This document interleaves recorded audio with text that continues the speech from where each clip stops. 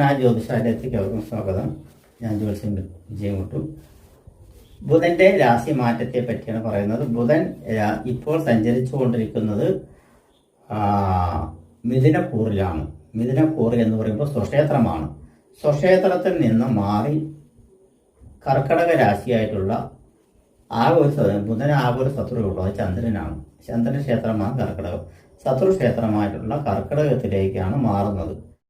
മകീരത്തിന്റെ അവസാനത്തെ പകുതി തിരുവാതിര ഫുള്ളായിട്ടും പൂർണ്ണതത്തിന്റെ മുക്കാൽ ഭാഗം കൂടി ചേരുന്ന മിഥുനക്കൂറുകാർക്ക് വിദ്യാസംബന്ധമായിട്ടും ധനസംബന്ധമായിട്ടും ഉള്ള കുടുംബസ്ഥാനവുമായിട്ടുള്ള ബുധൻ രണ്ടാം ഭാഗത്ത് നിൽക്കുമ്പോൾ ധനവരുമാന സംബന്ധമായിട്ടുള്ള ഗുണാനുഭവങ്ങളുണ്ടാവും. കാരണം എന്ന് പറഞ്ഞാൽ ഏകദേശം ഞാൻ പറഞ്ഞിരിക്കുന്നത് 38, 30, 60, 68 ദിവസം നിൽക്കുന്നുണ്ട്. ഇതിൽ വക്രവതി എന്ന് കഴിഞ്ഞ് പറഞ്ഞാൽ ശത്രുക്ഷേത്രമൊന്നും നോക്കാനില്ല. അവിടെ ബുധന് പ്രത്യേക ബലം വരുവാനുണ്ട് എന്നുള്ളതൊക്കെ പറയുന്നത്. അതുപോലെ തന്നെ ഗ്രഹങ്ങൾ സ്ഫുടം ചെയ്യുന്ന അനുസരിച്ചിട്ട് അംശകത്തിൽ വ്യത്യാസങ്ങൾ വരുവാൻ സാധ്യതയുണ്ട്. ചിലപ്പോൾ കന്നിരാശിയിലേക്കായിരിക്കും ചിലപ്പോൾ അംശകം വരിക. അപ്പോൾ അംശകത്തിൻ്റെ ബലം കൊണ്ട് ബുധന് ബലം കൂടുവാനുള്ള സാധ്യതയും കാണുന്നത്. അങ്ങനെയും ജ്യോതിഷത്തിൽ ചിന്തിക്കാം എന്നാണ് പറയുന്നത്. ഉള്ള കാലങ്ങളിൽ മിഥുനക്കൂറുകാർക്ക് വളരെ ഗുണകരമായിട്ടുള്ള കുടുംബത്തിലെ ഐശ്വര്യ അഭിവൃദ്ധി ധനാഭിവൃദ്ധിയും എല്ലാം ഉണ്ടാവും. വിദ്യാസംബന്ധമായിട്ടുള്ള യോഗങ്ങളുണ്ടാവും, ഭവന യോഗങ്ങളുണ്ടാവും, തൊഴിൽ സംബന്ധമായിട്ടുള്ള മുന്നേറ്റങ്ങളുണ്ടാവും, ഐശ്വര്യ അഭിവൃദ്ധികളെല്ലാം ഉണ്ടാവും. നേരത്തെ പോലത്തെ ഗ്രഹങ്ങളുടെ ഉപദ്രവങ്ങളൊന്നും അധികം ഉപദ്രവങ്ങളൊന്നും ഉണ്ട് എന്ന് പറയാൻ പറ്റില്ല. കണ്ടകസേനയായിട്ടുകൊണ്ട് കാണാനുള്ള സാധ്യതയുണ്ട് എന്നാണ് പറഞ്ഞത്. പിന്നുള്ളത് 4-ാം ഭാവമാണ്. 4-ാം ഭാവത്തിൽ 2 പേര് കഴിഞ്ഞാൽ പിന്നെ 4-ാം ഭാവങ്ങൾ അനുകൂല ഭാവം. 4-ാം ഭാവം എന്ന് പറയുമ്പോൾ മേടക്കൂറാണ്. മേടക്കൂറുകാർക്ക് 4-ാം ഭാവത്ത് നിൽക്കുന്ന ബുധൻ ഭവനയോഗത്തെ ഉണ്ടാക്കി കൊടുക്കും, വാഹനയോഗത്തെ ഉണ്ടാക്കി കൊടുക്കും, മാതൃസുഖത്തെ ഉണ്ടാക്കി കൊടുക്കും. വിദ്യാസമ്പന്നമായിട്ടുള്ള മേഖലയിൽ ഉന്നത തരത്തിലുള്ള മേഖലകളിൽ ഉണ്ടാവും. അതുപോലെ തന്നെ അതിൻ്റെ എഡ്യൂക്കേഷനുള്ള സ്കൂളുകളിൽ പഠിക്കാനുള്ള യോഗങ്ങൾ കുട്ടികൾക്കുണ്ടാവും, ഈ മേടരാശിയിൽപ്പെട്ടിട്ടുള്ള കുട്ടികൾക്ക്. അതുപോലെ തന്നെ നല്ല ശതമാനത്തോടുകൂടി മാർക്ക് പാസ്സാവുന്നതിൽ മിടുക്ക് കാണിക്കും. വിദ്യാഭ്യാസപരമായിട്ടുള്ള ഇതുണ്ടാവും.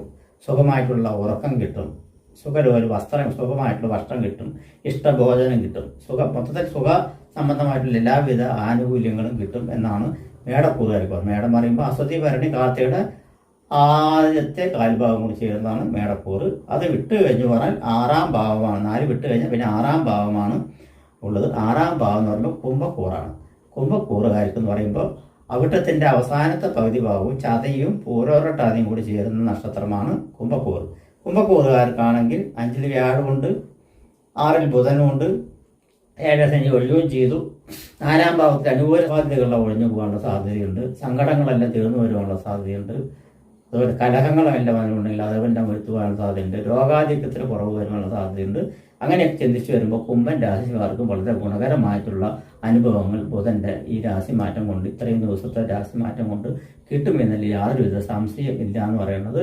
അധ്യാപകന്മാർക്കും വിദ്യാർത്ഥികൾക്കും നല്ല ഐശ്വര്യപരമായിട്ടുള്ള മുന്നേറ്റങ്ങളുണ്ടാവും.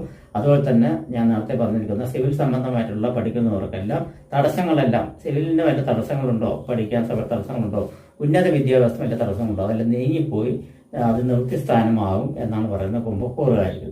അപ്പോൾ കുംഭക്കൂറ് വിട്ട് 6 കഴിഞ്ഞ പിന്നെ 8-ാം ഭാവമാണ് എന്ന് പറയുന്നത്. 8-ാം ഭാവം പറയുമ്പോൾ തീർച്ചയായിട്ടും ആരെ വരും? ധനുക്കൂറാണ് വരുന്നത്.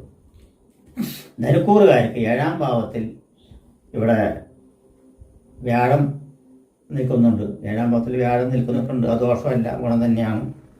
അപ്പോൾ 8-ാം ഭാവത്തിൽ ബുധൻ നിൽക്കുന്നത് ഗുണം തന്നെയാണ്. അപ്പോൾ വിദ്യാസംബന്ധമായിട്ടുള്ള എല്ലാവിധ നാശനഷ്ടങ്ങളും നികത്തിപ്പോകാനുള്ള, അതായത് പഠിപ്പേ നിർത്തി ഇനി ഞാൻ പഠിക്കുന്നില്ല എന്ന് പറഞ്ഞൊരു കുട്ടിയുടെ മനസ്സ് പെട്ടെന്ന് മാറി വരുവാനുള്ള സാധ്യത, പെട്ടെന്ന് ഉണർവുണ്ടാവും എന്നാണ് പറയുന്നത്. ഈ കാലയളവിൽ കുറച്ച് ദിവസമുണ്ട്.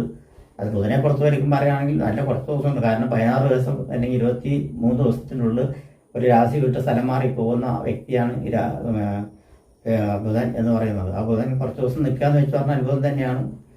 രണ്ടാളും അതുപോലെ തന്നെ ശുക്രൻ 23, 25 ദിവസം, കൂടിയ 28 ദിവസം തന്നെ നിൽക്കുള്ളൂ. അതിൻ്റെ മേലെ നിൽക്കില്ല. അവർ രണ്ടുപേരും മത്സരിച്ച് നിന്നു എൻ്റെ രാശിയിൽ പോയ പ്രാവശ്യം. പക്ഷേ ഇപ്പോൾ ആള് നിൽക്കുന്നത് രണ്ടാളും അങ്ങനെയല്ല എന്നുള്ളതാണ് പറയുന്നത്. അപ്പോൾ കർക്കിടക രാശിയിൽ നിൽക്കുന്ന ബുധൻ ധനുരാശിക്കാർക്ക് വളരെ ഗുണം ചെയ്യും എന്ന നാശനഷ്ടങ്ങൾ ഒഴിവാക്കും. വിദ്യാസമ്പന്നമായിട്ടുള്ള ഞാൻ നേരത്തെ പറഞ്ഞ കുട്ടികൾ പഠിപ്പ് പകുതിക്ക് വെച്ച് നടത്തിയ കുട്ടികളെല്ലാം പെട്ടെന്ന് ബുദ്ധികാരകം ചെയ്ത് ഒരു ഭാഗത്ത് എത്തിക്കഴിഞ്ഞു ബാക്കിയുള്ള അനുഭവങ്ങളെല്ലാം അനുഭവിച്ചു വരാനുള്ള തയ്യാറെടുപ്പുണ്ടാവും. നമസ്കാരം.